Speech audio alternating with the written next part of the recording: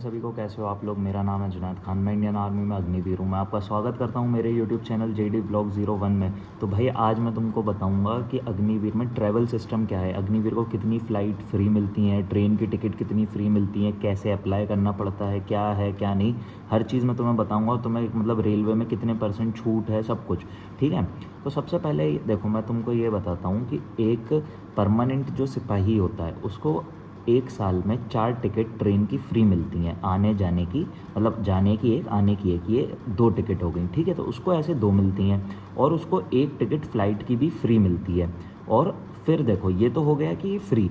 उसके बाद जो परमानेंट सिपाही होता है उसको 4 टिकट ऐसे भी मिलती हैं कि जो हाफ़ प्राइस पे, मतलब वो जो ट्रेन का टिकट मान लो 1000 रुपये, तो वो उसको 500 रुपये में पड़ जाएगी। और सेम ऐसे ही फ़्लाइट का भी रहता है। फ़्लाइट किसके लिए, जो नॉर्थ ईस्ट या फिर जैसे जिनका बहुत दूर पड़ता है उनके लिए, ठीक है।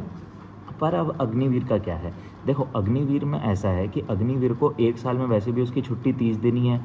तो उसको 1 साल के अंदर, अग्निवीर को 1 साल के अंदर 2 टिकट ट्रेन की मिलती हैं। हाँ, एक आने की एक जाने की, जो कि फ्री हैं। पर अग्निवीर के लिए ये सिस्टम नहीं है कि उसको मतलब आधे रेट में टिकट मिले। आधे रेट वाला अग्निवीर के लिए नहीं है, उसको सिर्फ 2 टिकट फ्री मिलेंगी पूरे साल में।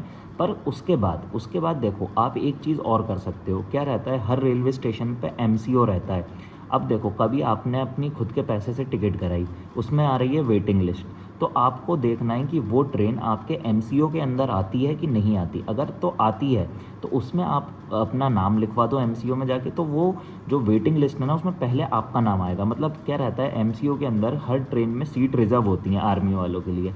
तो आप अपना नाम लिखवा दोगे टाइम से जाके, तो वो जो सीट रहेगी वो आपको मिल जाएगी, मतलब वेटिंग लिस्ट जल्दी क्लियर हो जाएगी।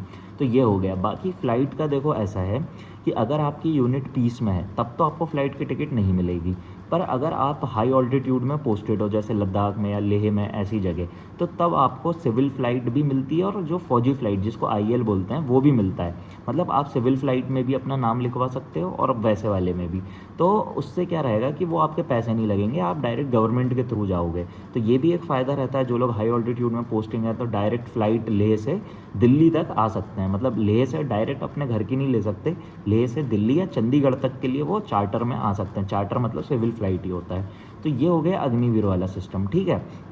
अब बहुत से लोग पूछेंगे कि भाई मतलब और क्या क्या उनको सुविधा है, कैसे अप्लाई करना पड़ता है। तो देखो, जिस भी आप यूनिट में रहोगे वहाँ पे एक ब्रांच होगा जिसको E-टिकटिंग कहेंगे। E-टिकटिंग करके होगा, वहाँ पे एक बंदा डिटेल होगा, तो उसके पास आपको पहले से इन्फॉर्मेशन लिखवानी है, सब करवाना है, तो आपका आर्मी कोटे के अंदर वो रिजर्वेशन हो जाएगा। अगर वो वेटिंग लिस्ट में है तो वो भी बहुत जल्दी ज़्यादा क्लियर होगा। तो ये सब कुछ चीज़ें रहती हैं। इसके बाद अगर अब ट्रैवल सिस्टम से लेके कोई भी डाउट हो तो कमेंट करना। जय हिंद।